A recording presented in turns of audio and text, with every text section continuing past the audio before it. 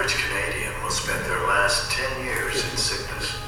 Change your future at makehealthlast.ca. And I do believe you can change your future today. So, do we have time for a question or two? Okay. Yes. How related is calcium to the discs? To the discs? To discs, yes.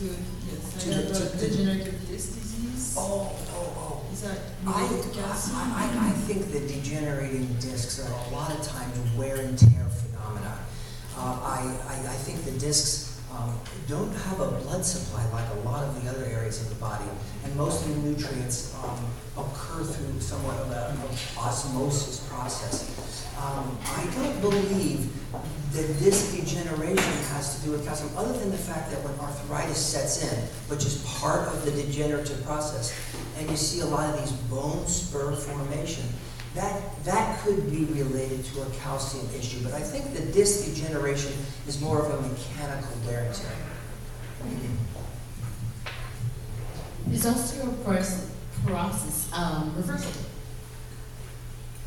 You know, some might say yes, but I believe that it can absolutely be stopped in its tracks and dramatically slowed down by doing the right thing.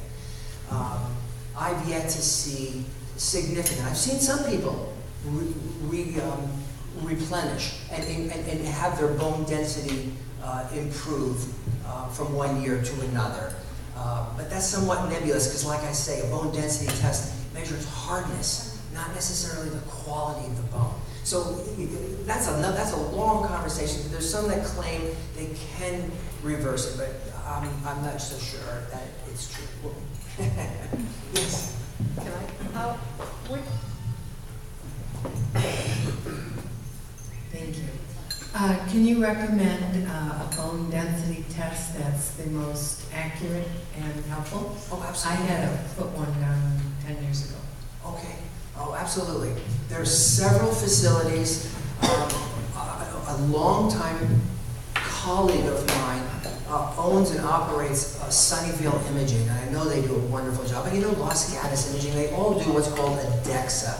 I forget what the initials actually stand for. I should know that, but that's another story. But the foot ultrasound may be somewhat less accurate, but I believe you should get to a facility. They only cost about $100, and get it done there, and then have them repeatedly done. And don't let the first measure that you receive scare you, because that's your baseline. Unless it's extremely, extremely low, you really can do a lot on your own without jumping onto that medication bandwagon. Bob? I've heard that carbonated drinks locks up the calcium in your body so that it doesn't have access to it for just 12 hours. Is that? You know, that's an interesting thought. I've not heard that it locks it up.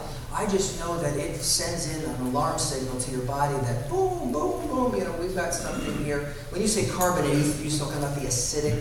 No, I'm talking about the carbonation. Just in it. carbonated water. Yeah, the like CO2 somehow Okay. reacts with calcium and Okay, I'm bonds it. not familiar with that. No. Okay.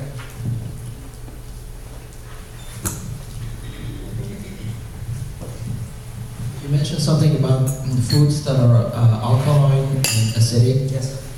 Fruits, are they considered alkaline or I think acidic? fruits are mostly alkaline. Whole fruits, Okay. there may be some that aren't quite, but funny enough, a lemon, the most acidic thing that you can think of, when you ingest it, has an alkaline ash. It's amazing. If you want to alkalinize yourself, lemon is outstanding.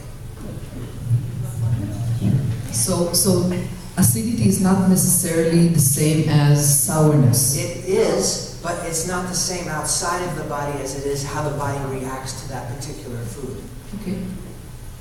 I wanted to address the DEXA tests because I've had a couple myself, and if you get a good practitioner that's doing the test, they measure the arms differently. The readings for everything, the legs are different, the arms are different, the trunk is different, the spine is different. So you'll get a different reading. So doing the blood test from a heel or something only gives you one measurement, and it's not accurate. You could have less density in your pelvis. Absolutely. And less in your spine, more in your arms. Absolutely. So if anybody goes to get a DEXA test, Right. you need to really. That's right. The gold standard is Correct. the lumbar spine, down the Right. lower back, and the hip. Yeah, the pelvis, yeah. Those are the two main areas. Can you take too much calcium? Absolutely. And if you do, what happens in the body? How does the body dispose of it? You know, that's a great question. But I believe you have a lot of likelihood of more calcium depositing in your tissues that you really don't want. You know, I'm not ready to say arterial sclerosis or hardening of the arteries is a direct result, but it wouldn't surprise me that the experts say that may also contribute to some of the calcium deposits in our artery. Where all the calcium goes when you have too much, I'm not sure, but I believe it could contribute to a kidney stone, to you know, arterial issues in your joints. But yeah, excessive calcium is a known no-no. Are you suggesting distilled water?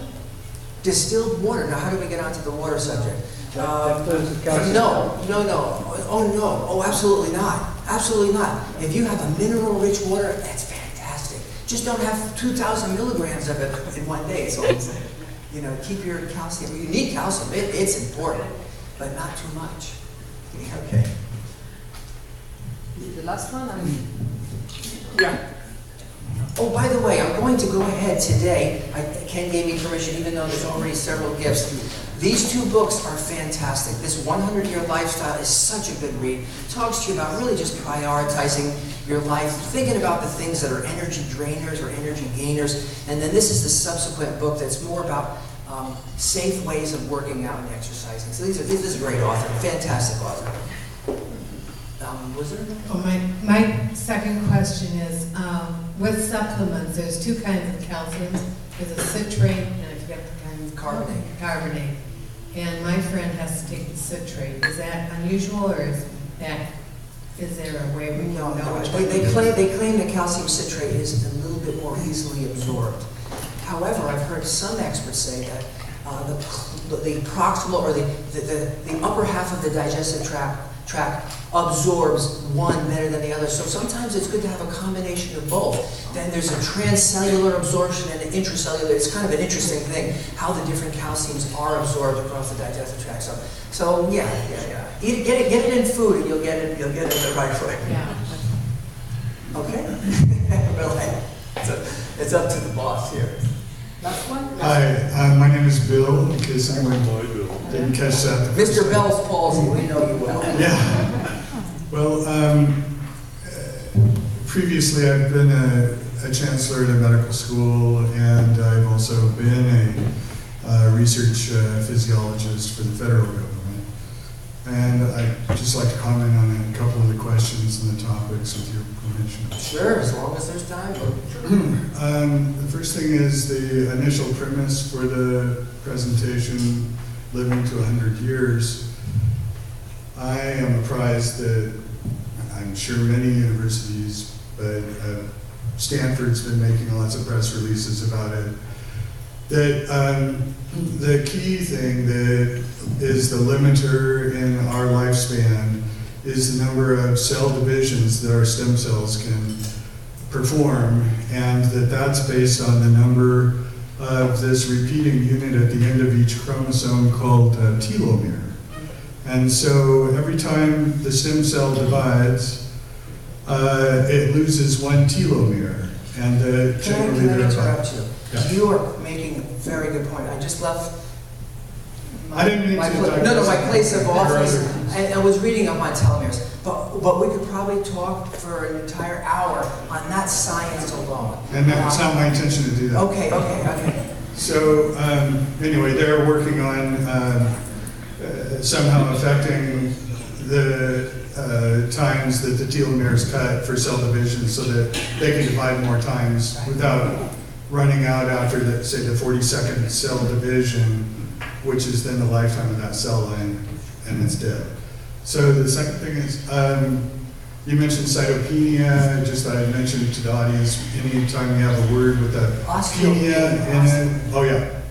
So osteopenia is a specific type of cytopenia. Cyto meaning cell. Osteo meaning So bone. right. So penia means lack of, or reduced number of those cells. Then you discussed the remodeling of bone. I just wanted to mention that keyword, remodeling. That's where the bone is constantly torn down and rebuilt up. And that also fixes all the imperfections in the bone, because when you tear down the bone, that includes imperfections in the bone that are then repaired during the remodeling by the osteoblasts. So when you're talking about cell blast, I apologize, but we need to move on. I'll get to it. We'll definitely, we'll invite you to be a speaker on our next event, so definitely get together with our ambassador. And we'll be happy to learn from you in one of our events, but we really need to move on. So, Dr. Ross, thank you very much. Please.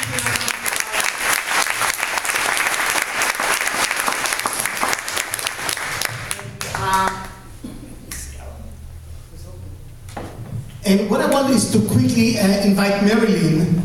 She's back to us, she hasn't been here for a while, to quickly mention the 9 steps to success as we believe in successful thinkers. Quickly. Thank you. 9 steps to success. Step 1, know your why. Step 2, be a student.